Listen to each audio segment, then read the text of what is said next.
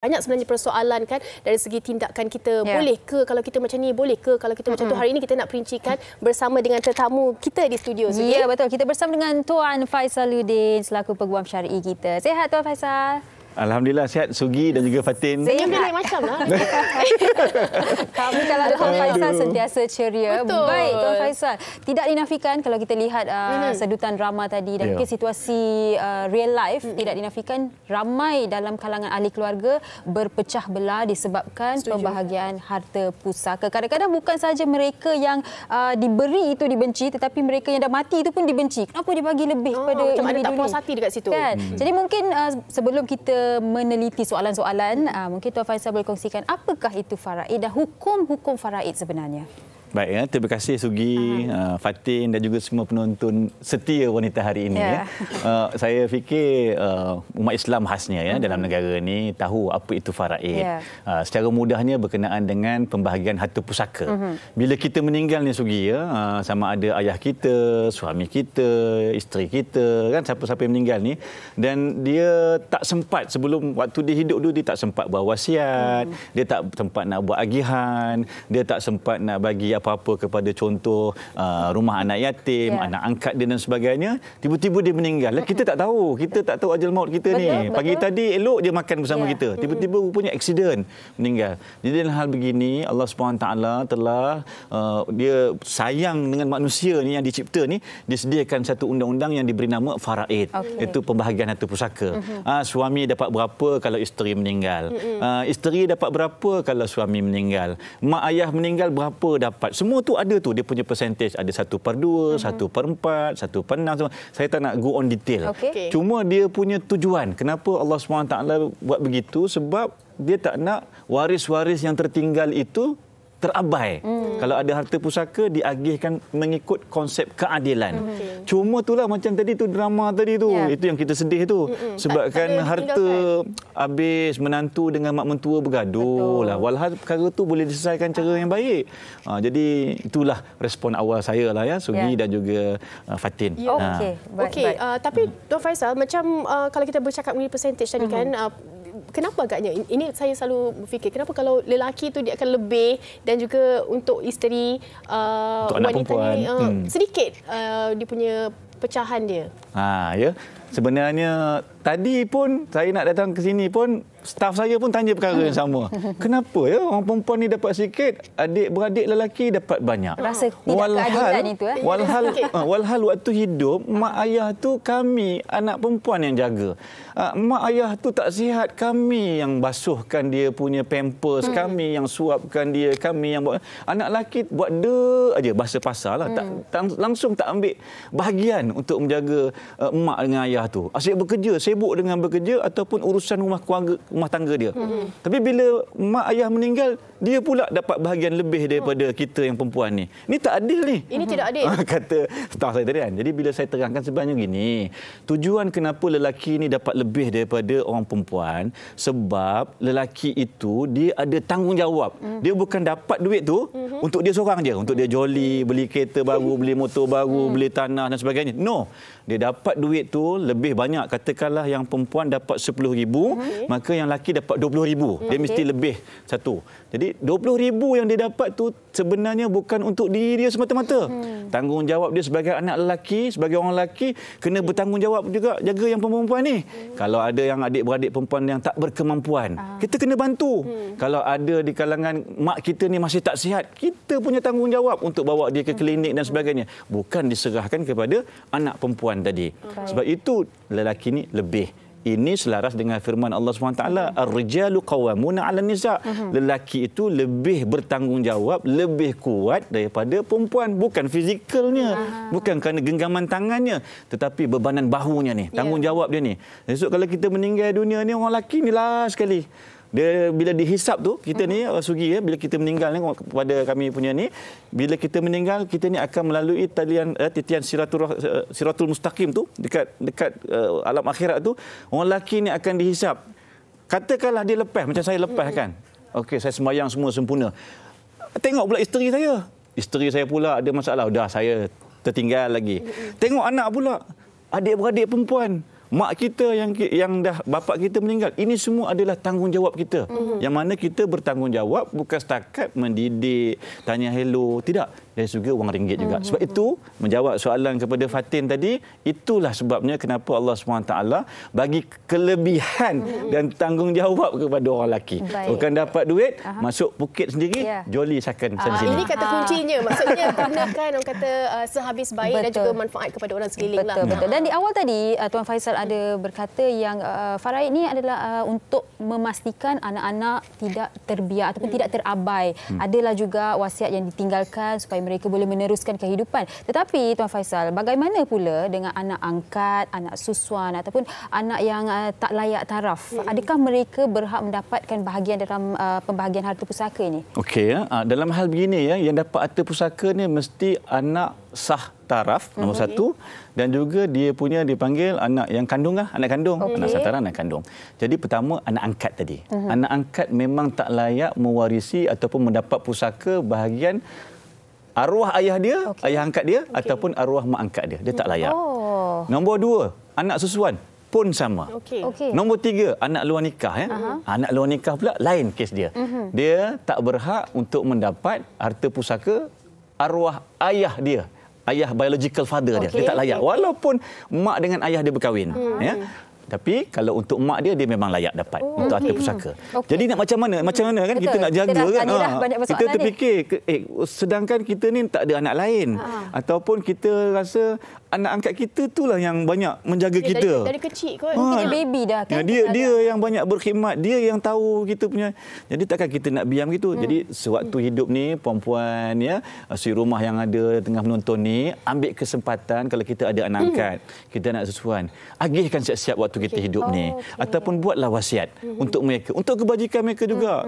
Saya dah ada lalui KK di mana anak angkatnya kecil lagi, ayah dia meninggal, ayah angkat dia meninggal pula.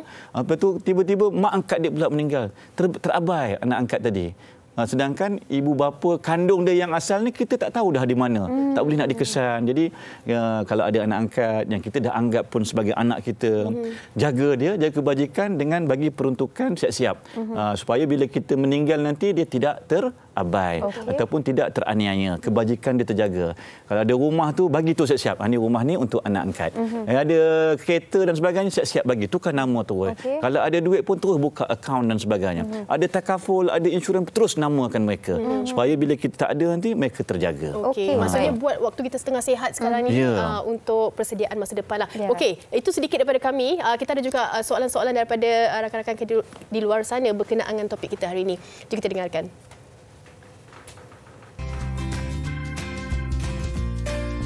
Assalamualaikum warahmatullahi wabarakatuh. Nama saya Siti Aisyah binti Husin dari Sayang. Nak tanya Tuan, adakah wajib pembahagian harta pusaka ini dibahagikan secara faraid walaupun ahli keluarga tu dah setuju untuk bagi pembahagian sama rata harta pusaka tu dah? Hai, Assalamualaikum. Saya Mashi. Saya ingin bertanyakan soalan. Apabila seseorang itu seorang yang mu'alaf, adakah selepas dia meninggal dunia, ibu bapa yang bukan Islam itu akan dapat mewarisi harta mereka? Assalamualaikum Tuan. Wajib ke faraid ni? Dan kalau kita dah dapat perintah daripada mahkamah, apa harus saya buat? Terima kasih. Baik, itu dia soalan-soalan yang ditujukan kepada Tuan Faisal. Mungkin Tuan Faisal boleh tolong membantu menjawab, adakah wajib pemberian harta dibahagi secara faraid walaupun ahli keluarga sudah bersetuju untuk membahagikan? Soalan nombor 1 dengan soalan nombor 3 tu ada pertalian. Sama lebih kurang. Jawapannya ikutnya, katakanlah ahli keluarga kita semua dah setuju tak nak ikut hukum faraid. Walaupun dah ada perintah daripada mahkamah mengatakan ini bahagiannya, ini sebagai faraidnya. Boleh. Masing-masing ahli waris tu yang ada hak dia bahagian masing-masing. Katakanlah si abang dapat 3/10, abang kedua pun dapat 3/10, adik perempuan dapat 1/10 semua. Jadi sekalinya abang dia kata apa? Okeylah kalau begini nampaknya kita tak payahlah ikut sijil faraid. Ini hukum Allah, kita setuju. Tapi abang pun dah ada pendapatan. Abang kedua pun ada pendapatan. pendapatan adik perempuan okey, so kita buat sama rata lah. Sebab yang paling penting kita nak jaga hubungan kita adik-beradik ni. Mak bapak kita meninggal, kita jaga. Boleh dibolehkan, tak ada masalah. Dengan syarat semua kena setujulah. Tapi kalau ada seorang tak setuju ataupun daripada ramai-ramai tu 2 orang tak setuju, maka kena ikutlah faraid yang 2 orang tadi. Yang bahagian tadi bolehlah sama rata dan sebagainya, tapi tak mengusik bahagian yang lagi 2 orang tadi. Jadi secara harmoni lah. Jadi pada pandangan saya, kita adik-beradik ataupun keluarga ni, kalau ada 1% usaha untuk menyatu padukan keluarga, ambil yang itu. Harmonikan keluarga. Sebabnya kesian mak ayah kita dulu. Dia beria-ria, bersusah payah mengumpul harta, mengumpul duit. Tiba-tiba sampai kat kita, anak-anak kita berebut pula. Kalau dia masih lagi hidup, mesti dia sedih. Tujuan ayah, tujuan mak ni cari harta bukan untuk korang bergaduh. Kalau mak dan ayah tahu korang bergaduh ni, tak tinggal 1 sen. Bagi contoh kan. Soalan yang kedua tadi berkenaan dengan mu'alaf. Jadi sebenarnya begini, memang dari segi hukumnya, bila dah masuk agama Islam, maka dia tak bolehlah mak ayah dia ataupun ahli keluarga dia yang bukan Islam tak boleh menuntut harta pusaka. Tetapi kita sebagai anak, Islam tak pernah putuskan hubungan anak dengan mak ayah walaupun kita berbeza agama.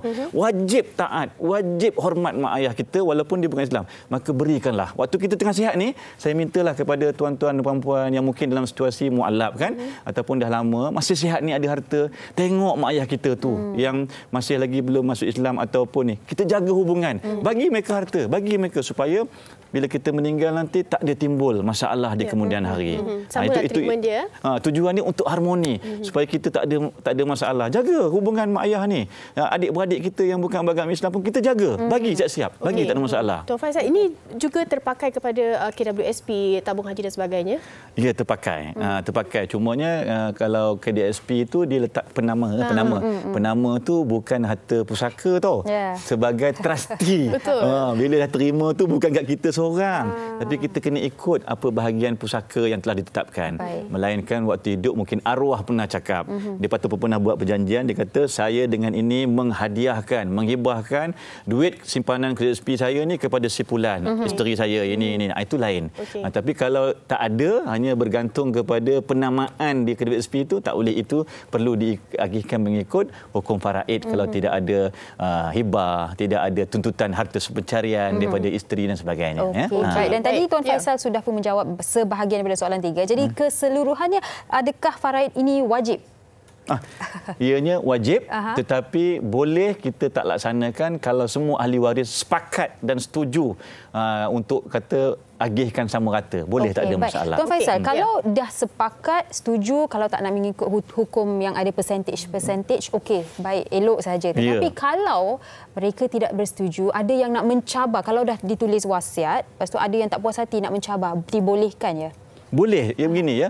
Sebelum kita buat agihan faraid ni ya, bila seseorang tu meninggal dunia, Sugi dan juga Fatin, perkara pertama yang perlu kita selesaikan sebelum jenazah tu disimpan di dalam tanah, kita akan tanya kepada semua khalayak kalau ada hutang piutang.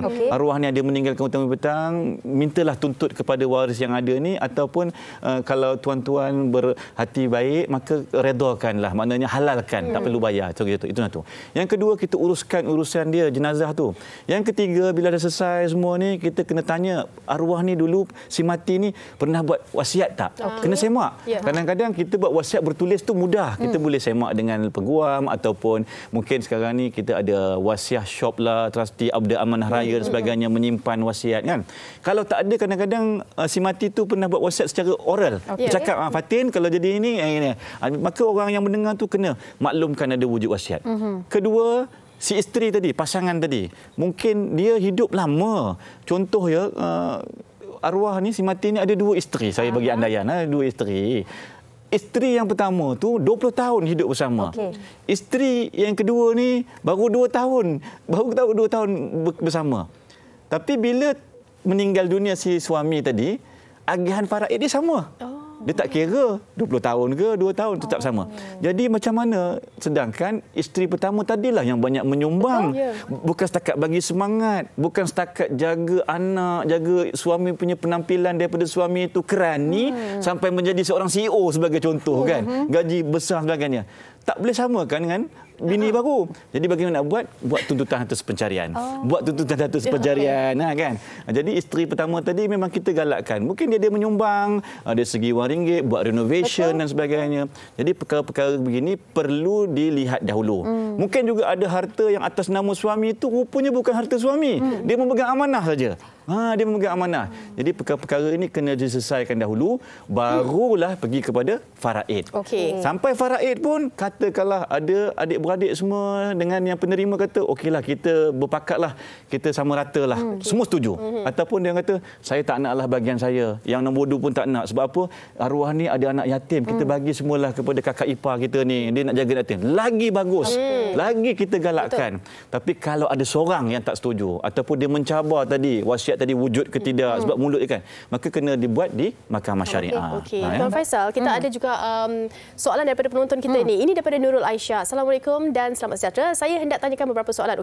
Soalan pertamanya, berapa lama tempoh faraid selesai? 1. Yang keduanya, apa tindakan waris boleh ambil jika keluarga sebelah arwah, sama ada keluarga ibu atau ayah, inginkan geran rumah walaupun adik-beradik sebelah ibu atau ayah dah tak ada hak? Okey. Soalannya. Baik. Saya jawab yang nombor 1 tadi. Berapa lama ya? Dia bergantung. Kalau dokumennya semua cukup, bila nak buat permohonan faraid, pengesahan waris di mahkamah syariah ataupun surat kuasa mentadbir di mahkamah tinggi, di bahagian pusaka kecil ataupun amanah raya sekata sekalipun, mesti cukupkan kita punya dokumen berkenaan dengan si mati tadi. Sijil mati dia, surat beranak dia, sijil nikah dia kan, ataupun kalau IC dia, kalau ada salinan IC dia kalau masih ada. Kedua, waris-waris dia, hubungan dia dengan isteri, sijil nikah isteri, surat beranak isteri, sijil nikah isteri. Kemudian anak-anak dia, surat beranak anak semua tu dengan mak ayah dia semua dah ada. Ketiga, harta. Harta tadi itu mestilah ada statement of account-nya, kemudian salinan gerannya, salinan geran kereta, semua tu dah ada. Dah ada semua, barulah kita buat permohonan di mahkamah syariah ataupun di tempat-tempat saya cakap tadi. Bila dah komplit, biasanya cepat. Proses tu cepat. 1 bulan ataupun paling lama 2-3 bulan. InsyaAllah dapat itu, kemudian kita dapat perintah tu, bolehlah kita laksanakan kepada proses yang seterusnya. Soalan yang kedua tadi, Fatin boleh ulang balik tak? Boleh. Apa tindakan waris boleh ambil sekiranya keluarga geran tadi kan? Betul. Keluarga sebelah arwah, sama ada ibu ke ayah, inginkan geran rumah walaupun adik-beradik sebelah ibu atau ayah dah tak ada hak tapi dia perlukan. Agak mungkin dia nak mencabar ke? Katakanlah memang geran rumah tu mak ayah mertua ingat itu adalah harta pusaka. Walhal sewaktu hidup arwah suami kita dah tukar nama kita. Mungkin masa awal-awal beli tu atas nama dia seorang. Suri rumah lah katakanlah, tak ada pendapatan dan sebagainya. Tapi mungkin lepas dah settle ataupun dan sebagainya, loan kan dah selesai, maka arwah suami tu letak nama tu kepada nama isteri. Ataupun dia tak sempat tukar geran, dia buat hibah, dia kata rumah ini adalah rumah isteri. Jadi dalam keadaan begini, bilalah mak ayah mertua kita minta geran, janganlah terus blok terus. Bagi tahu mak dengan abah, sebab walaupun suami kita dah meninggal, itu tetap mak ayah mertua kita. Walaupun kita dah berkahwin lain ni, sebagai contoh, itu tetap mak ayah mertua kita. Tanya dia elok-elok, mak nak buat apa. Kalau nak boleh bagi salinan, tak ada masalah. Cumanya biasanya kalau kita dah bagi semua tu, kita tahulah apa niat dia sebenar. Mungkin dia nak caveat, mungkin dia nak persoalkan dan sebagainya. Yang penting awal-awal hubungan tu kena betul. Jangan terus blok. Kadang-kadang kita blok unnecessary. Mungkin mak ayah mertua kita cuma nak tahu, nak tengok, dah nama anak bekas menantu aku. Mungkin dia kata beginilah, kamu pun dah kahwin lain sebagai contoh. Ni rumah ni dulu arwah anak mak yang usahakan kan. Kamu pun muda lagi, mana tahu nanti kamu kahwin lain kan. Jadi arwah ni ada anak. Kalau boleh mak cadangkan dengan ayah ni, jagalah anak-anak arwah ni kan. Mana tahu kamu muda lagi, kamu kahwin lagi, dapat anak lain pula dengan suami. Lepas tu kamu meninggal, nanti suami baru pula yang mewarisi sebagai contoh. Itu betul. Itu perasaan dan juga yang dirasai oleh kita sebagai mak ayah mertua. Anak kita yang usaha teruk-teruk, orang lain pula yang menuai. Sebagai contoh kan. Jadi mungkin mak ayah mertua dia nak tu kebajikan cucu-cucu dia terjaga. Itu je. Itu saya punya pandangan lah di peringkat ini. Dan Tuan Faisal, Nur Nazam memerlukan pandangan Tuan Faisal di mana situasi ini adalah di sini saya ada satu persoalan yang saya keliru, iaitu nenek saya orang yang buta huruf dan tidak tahu apa-apa. Semasa arwah hidup, iaitu neneknya, dia bagi nama pada bapa saudara untuk permudahkan urusan. Namun apa yang berlaku apabila nenek meninggal dan bapa saudara meninggal, anak kepada bapa saudara kata harta itu hak mereka. Sedangkan bapa saudara masih mempunyai adik-beradik yang masih hidup dan menuntut hak. Okey, dalam perkara ini nak tak ada pilihan, masing-masing ayat bahasa orang kita ni menegak benang yang basah. Yang ini kata ini hak mereka. Yang ini kata ini hak kami. Ini. Jadi dalam perkara begini bawalah kes ke mahkamah. Biarlah yang Arif Hakim memutuskan dengan seadilnya setelah mendengar dia panggil bukti masing-masing, version masing-masing, barulah hakim akan tentukan siapa punya tuntutan yang lebih kukuh dari segi perundangan. Jadi dalam perkara ini saya nasihatkanlah beginilah, kita selesailah dengan cara yang elok, dengan cara yang lebih harmonis. Tapi memang Sugi dan juga Fatin, bab harta, bab duit ni memang sangat mencabar. Sangat mencabar. Jangan kata di kalangan yang bertikai. Kadang-kadang kami sebagai peguam ataupun hakim sendiri pun kadang-kadang menguji kesabaran kami juga untuk mententeramkan pihak-pihak ni. Jadi memang sangat mencabar. Tapi ada jalan. Ada jalan. Fatin. Tapi Tuan Faisal, daripada situasi ni, adakah ini satu kesilapan yang sering kali dilakukan? Macam orang okeylah percaya pada seorang individu, bagi dia kepercayaan untuk jaga harta, tapi last-last bila dah meninggal, anak-anak yang lain pula yang tidak ada hak pada harta itu yang menuntut. Dia gini pada pandangan saya bukan kesilapan. Saya nampak ini adalah salah satu bentuk kelemahan. Sebab itu apabila kita nak buat apa-apa, kita digalakkan bukan setakat dari segi agama, tapi juga dari segi perundangan mesti ada hitam putih. Maklumlah zaman-zaman dulu kan, kadang-kadang perjanjian tu secara lisan sah, boleh sah, tetapi bila orang tu meninggal, saksinya meninggal, pihak-pihak meninggal, maka cucu cicit ni dia mendapat persepsi yang berbeza-beza, version yang berbeza-beza. Jadi elok generasi yang sekarang ni yang sedang menonton, puan-puan, tuan-tuan semua ni yang sedang menonton, kalau kita nak buat apa-apa biarlah bertulis. Ikut saluran yang betul.